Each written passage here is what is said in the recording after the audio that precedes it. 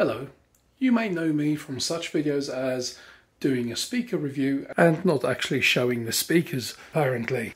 My voice is terrible today. So last week I unpacked and had a listen to these Episode 6-inch monitor speakers. My review was that they sound great.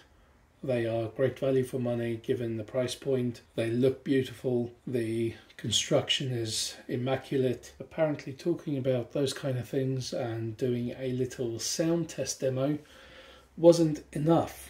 One person felt the need to leave a comment prompting me to show the speakers. Okay, I might as well get that over with now, because in a few minutes I'm going to be packing these away because I am leaving this behind. Actually, no, I'm not leaving any of it behind. All of it's being packed up and moving with me. I am moving office, but I'm not going to let that distract me from the task at hand. So there's the speaker. Okay, that'll do it. Moving on. No, I'm joking. Let me unbuckle the speaker. I'll get one here on the sofa. We'll have a detailed look. So, okay, here's the speaker in slightly better light. You'll have to excuse any finger marks, fingerprints, etc. As you can see, the polished black finish is very pretty. Oh, there's a fingerprint. There is the carbon fibre cone with the inverted cone, so this is all concave. There's the tweeter. No screws on the face of it, so I imagine one way or another they are fixed from the inside. There's a reflection of me, just showing how shiny they are. Tilting it on its side, the underside is very plain, I suppose. So it's got these are plastic feet with a rubber pad, very like a velvety smooth pad. So, they'd be grippy on most surfaces, they won't slide around. And importantly, the back of the speaker. So there is the bass reflex port, standard 2-finger fitment. There is the wall mount screw speaker terminals at the back. So as I mentioned, these can be bi-amped, so you just remove that little jumper.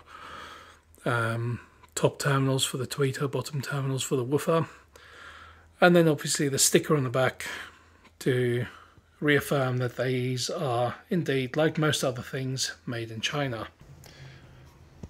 Top of it, plain black, very reflective. And that's it for the Episode 6-inch monitor. I hope that fulfilled Mr. What's-His-Name's need for wanting to see the fucking speaker. I would show you the other one in detail, but it is identical. I'm not going to waste my time doing that. Okay, so yeah, I guess that's it for looking at the speakers or wanting to see the speakers.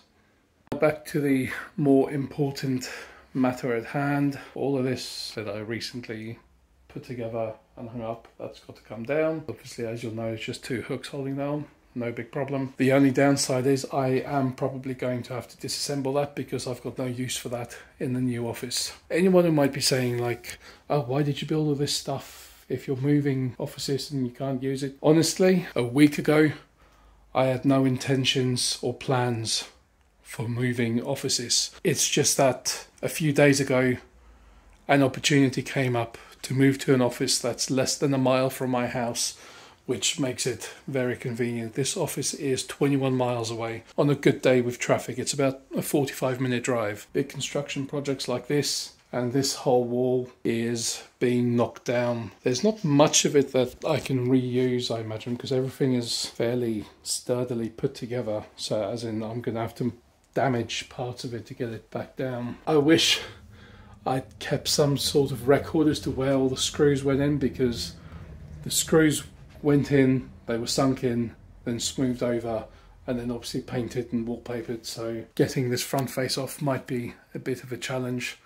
But for today, I just want to get at least everything unplugged, get the TV off, get all the sensitive bits out the way, get the speakers boxed up, and just start getting rid of things. Not getting rid of things, but removing things from their current habitat.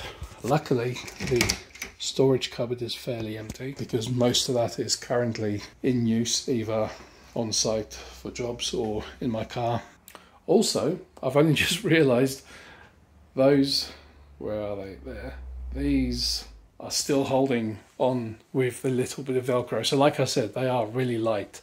They won't take much to hold them up. And even just pulling on it lightly, like you can hear the Velcro just about, but that won't fall under its own weight. So that's pretty cool. They do move around. Oh, this one feels like it is going to fall. No, I'm pulling on it by the power of magic. That's hanging on there. I've got a very busy 5 weeks ahead of me. Basically, the timeline, I've got to strip all this down, make everything good, patch up all the holes, paint that wall white, remove cabling that shouldn't be there. So speaker cabling, got power cables, got lighting cables in various places. And those lights to come down as well. Okie dokie, that's an update for today. And also a closer look at the speakers for Mr. What's-His-Face, who wanted to see the fucking speakers. Hoping you saw enough of the speakers. If you want measurements for how big, 13 inches tall, 10.5 inches deep, 8.5 inches wide. Make of that what you will. That's how big these speakers are. Cool.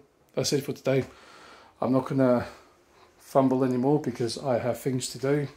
So I will catch up with you next week, probably, maybe later this week. Not sure yet. We will see. But until then, have a great day.